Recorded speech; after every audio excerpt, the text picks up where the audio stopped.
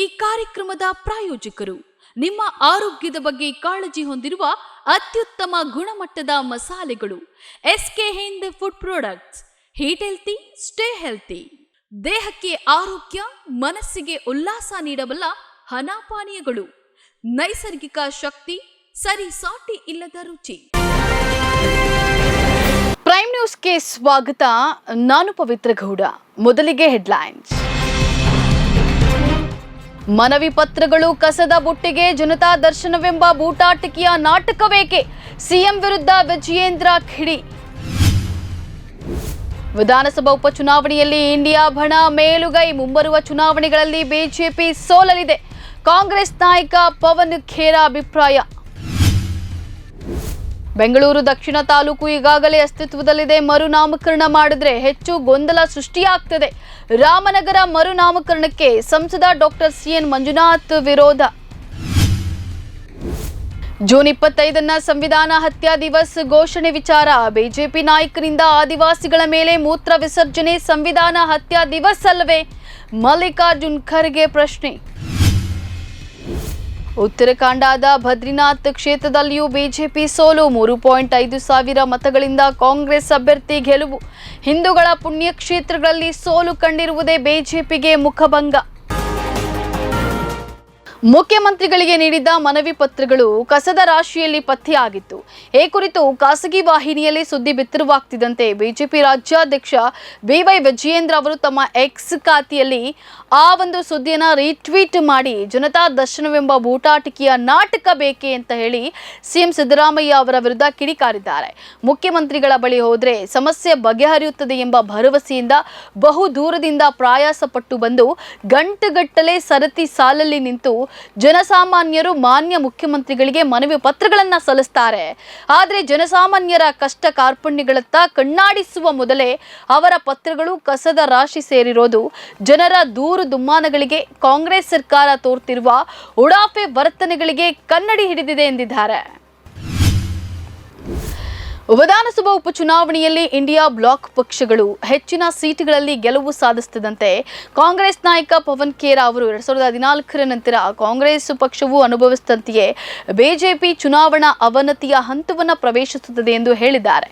ಇದು ಲೋಕಸಭಾ ಚುನಾವಣೆಯಿಂದ ಪ್ರಾರಂಭವಾದ ಟ್ರೆಂಡ್ ಮತ್ತೆ ಮುಂದೆ ಸಾಗ್ತಾ ಇದೆ. ಮುಂಬರುವ ಎಲ್ಲ ಚುನಾವಣೆಗಳಲ್ಲಿ ಬಿಜೆಪಿ ಸೋಲುತ್ತಲೇ ಇರುತ್ತದೆ ಅಂತ ಹೇಳಿ ಖೇರಾ ತಿಳಿಸಿದ್ದಾರೆ. 2014ರಲ್ಲಿ ನಮಗೆ ಈ ಟ್ರೆಂಡ್ ಆರಂಭವಾದ ನಂತರ ನಾವು ಹಲವು ಚುನಾವಣೆಗಳಲ್ಲಿ ಸೋತಿದ್ದೇವೆ ಮತ್ತು ಈಗ ಬಿಜೆಪಿಯು ಅದೇ ಹಂತವನ್ನ ಎದುರಿಸಲಿದೆ ಎಂದು ಅವರು ಹೇಳಿದ್ದಾರೆ. ಈ ವಾರದ ಆರಂಭದಲ್ಲಿ ನಡೆದ 13 ವಿಧಾನಸಭಾ ಕ್ಷೇತ್ರಗಳ ಉಪಚುನಾವಣೆಗೆ ಶನಿವಾರ ನಡೆದ ಮತಗಳ ಎಣಿಕೆಯಲ್ಲಿ ಇಂಡಿಯಾ ಬ್ಲಾಕ್ ಪಕ್ಷಗಳು 6 ವಿಧಾನಸಭಾ ಸ್ಥಾನಗಳನ್ನು ಗೆದ್ದು 4ರಲ್ಲಿ ಮುನ್ನಡೆ ಸಾಧಿಸಿವೆ. ಅದೇ ವೇಳೆ ಬಿಜೆಪಿ 1 ಸ್ಥಾನವನ್ನ ಗೆದ್ದು ಇನ್ನೊಂದರಲ್ಲಿ ಮುಂದಿದೆ ಅಂತ ಹೇಳಿ ಚುನಾವಣಾ ಆಯೋಗದ ವೆಬ್ಸೈಟ್ ಹೇಳಿದೆ. ರಾಮನಗರ ಜಿಲ್ಲೆಯನ್ನ ಬೆಂಗಳೂರು ದಕ್ಷಿಣ ಜಿಲ್ಲೆ ಎಂದು ಮರುನಾಮಕರಣ ಮಾಡುವ ಪ್ರಸ್ತಾವನೆಯೇ ಸಮಂಜಸವಾಗಿರೋದಿಲ್ಲ ಅಂತ ಹೇಳಿ ಬೆಂಗಳೂರು ಗ್ರಾಮಾಂತರ ಲೋಕಸಭಾ ಕ್ಷೇತ್ರದ ಬಿಜೆಪಿ ಸಂಸದ ಡಾಕ್ಟರ್ ಸಿಎನ್ ಮಂಜುನಾಥ್ ಹೇಳಿದ್ದಾರೆ. ಬೆಂಗಳೂರು ದಕ್ಷಿಣ ತಾಲೂಕು ಅಸ್ತಿತ್ವದಲ್ಲಿದ್ದು ಬೆಂಗಳೂರು ನಗರ ಜಿಲ್ಲೆಗೆ ಸೇರುತ್ತದೆ. ಹೀಗಿರುವಾಗ ರಾಮನಗರಕ್ಕೆ ಬೆಂಗಳೂರು ದಕ್ಷಿಣ ಜಿಲ್ಲೆ ಎಂದು ಮರುನಾಮಕರಣ ಮಾಡಿದ್ರೆ ಹೆಚ್ಚು ಗೊಂದಲ ಸೃಷ್ಟಿಯಾಗ್ತದೆ. ಅಲ್ಲದೆ ಮುಂಬರುವ ದಿನಗಳಲ್ಲಿ ಕೋಲಾರ ಜಿಲ್ಲೆಗೆ ಬೆಂಗಳೂರು ಪೂರ್ವ ಜಿಲ್ಲೆ ಎಂದು ಹಾಗೂ ಚಿಕ್ಕಬಳ್ಳಾಪುರ ಜಿಲ್ಲೆಗೆ ಬೆಂಗಳೂರು ಉತ್ತರ ಜಿಲ್ಲೆ ಎಂದು ಮರುನಾಮಕರಣ ಮಾಡುವ ಪ್ರಸ್ತಾವನೆಗಳು ಬಂದು ಇನ್ನಷ್ಟು ಗೊಂದಲ ಸೃಷ್ಟಿಯಾಗುವುದಲ್ಲದೆ ಸರ್ಕಾರ ಮುಜುಗರ ಉಂಟು ಮಾಡುವ ಸಂಭವವಿರುತ್ತದೆ ಅಂತ ಹೇಳಿ ಅವರು ತಿಳಿಸಿದ್ದಾರೆ. ಜೂನ್ 25 ಸಂವಿಧಾನ ಹತ್ಯೆ ದಿವಸ್ ಎಂದು ಪ್ರಧಾನಿ ನರೇಂದ್ರ ಮೋದಿ ನೇತೃತ್ವದ ಕೇಂದ್ರ ಸರ್ಕಾರ ಶುಕ್ರವಾರ ಘೋಷಿಸಿದ್ದಕ್ಕೆ ಕೆಂಡವಾದ ಕಾಂಗ್ರೆಸ್ ಅಧ್ಯಕ್ಷ ಮಲ್ಲಿಕಾರ್ಜುನ್ ಖರ್ಗೆ ಹಲವು ಘಟನೆಗಳನ್ನು ಪ್ರಸ್ತಾಪಿಸಿದ್ದಾರೆ. ಎಕ್ಸ್ನಲ್ಲಿ ಸುದೀರ್ಘ ಪೋಸ್ಟ್ ಮಾಡಿರುವ ಅವರು, ಕಳೆದ 10 ವರ್ಷಗಳಲ್ಲಿ ನಿಮ್ಮ ಸರ್ಕಾರ ಪ್ರತಿದಿನ ಸಂವಿಧಾನ ಹತ್ಯೆ ದಿವಸ್ ಆಚರಿಸಿದೆ. ದೇಶದ ಪ್ರತಿಯೊಬ್ಬ ಬಡವರ ಮತ್ತು ವಂಚಿತ ವರ್ಗದ ಆತ್ಮಗೌರವವನ್ನು ಪ್ರತಿ ಕ್ಷಣವೂ ಕಿತ್ತುಕೊಂಡಿದ್ದೀರಿ ಅಂತ ಹೇಳಿದ್ದಾರೆ.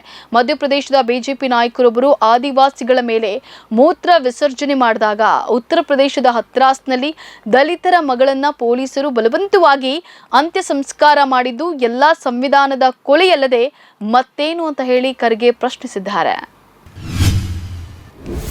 ಅಯೋಧ್ಯೆ ಬಳಿಕ ಹಿಂದೂಗಳ ಪುಣ್ಯ ಕ್ಷೇತ್ರಗಳೆಂದು ಪರಿಗಣಿಸಲಾದ ಉತ್ತರಾಖಂಡದ ಬದ್ರಿನಾಥ್ ಕ್ಷೇತ್ರಗಳಲ್ಲಿಯೂ ಕಾಂಗ್ರೆಸ್ ಗೆಲುವನ್ನ ಕಂಡಿದೆ. ಬದ್ರಿನಾಥದಲ್ಲಿ ಬಿಜೆಪಿ ವಿರುದ್ಧ ಕಾಂಗ್ರೆಸ್ ಅಭ್ಯರ್ಥಿ ಲಖಪತ್ ಸಿಂಗ್ ಬುಟೋಲಾ ಅವರು 3.5 ಸಾವಿರ ಮತಗಳಿಂದ ಗೆದ್ದಿದ್ದಾರೆ. 7 ರಾಜ್ಯಗಳ 13 ವಿಧಾನಸಭಾ ಸ್ಥಾನಗಳಿಗೆ ನಡೆದ ಉಪಚುನಾವಣೆಯಲ್ಲಿ ಇಂಡಿಯಾ ಮೈತ್ರಿಕೂಟದ ಪಕ್ಷಗಳು ಮುನ್ನಡೆಯಲ್ಲಿದ್ದು 3 ಸ್ಥಾನಗಳನ್ನು ಗೆದ್ದುಕೊಂಡಿದೆ. ಪಂಜಾಬ್ನ ಜಲಂಧರ್ನಲ್ಲಿ ಎಎಪಿ ಗೆದ್ದಿದ್ದು, ಹಿಮಾಚಲ ಪ್ರದೇಶದ ಡೆಹ್ರಾ ಕ್ಷೇತ್ರದಲ್ಲಿ ಅಲ್ಲಿನ ಮುಖ್ಯಮಂತ್ರಿ ಮತ್ತು ಕಾಂಗ್ರೆಸ್ ನಾಯಕ ಸುಖವಿಂದರ್ ಸಿಂಗ್ ಸುಖು ಪತ್ನಿ ಕಮಲೇಶ್ ಠಾಕೂರ್ ಹಾಗೂ ಉತ್ತರಾಖಂಡದ ಬದ್ರಿನಾಥ್ ಕ್ಷೇತ್ರದಲ್ಲಿ ಕಾಂಗ್ರೆಸ್ ಅಭ್ಯರ್ಥಿ ಲಖಪತ್ ಸಿಂಗ್ ಗೆಲುವನ್ನು ಸಾಧಿಸಿದ್ದಾರೆ. ಇವಿಷ್ಟು ಈ ಕ್ಷಣದ ನ್ಯೂಸ್ ಅಪ್ಡೇಟ್ಸ್. ಸಮಾಜಕ್ಕಾಗಿ ನೋಡ್ತಾ ಇರಿ ಕನ್ನಡ ಒನ್ ನ್ಯೂಸ್. ನಮಸ್ಕಾರ.